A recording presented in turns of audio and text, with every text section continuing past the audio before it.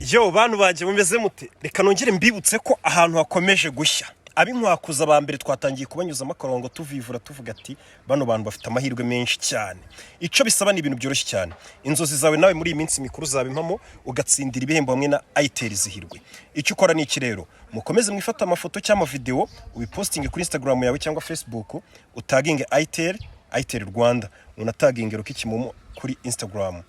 noneho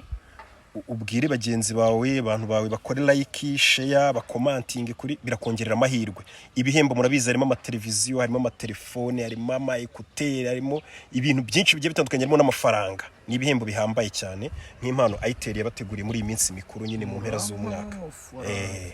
rero ntimucikanwe na itel zihirwe tugiye gukomeza ibintu tubigira international koko hakomeza hashya ese nk'iniga yanjye ntago naguha ruswa ntago bishoboka imana ikubabarire ku bw'icyo cyaho utekereje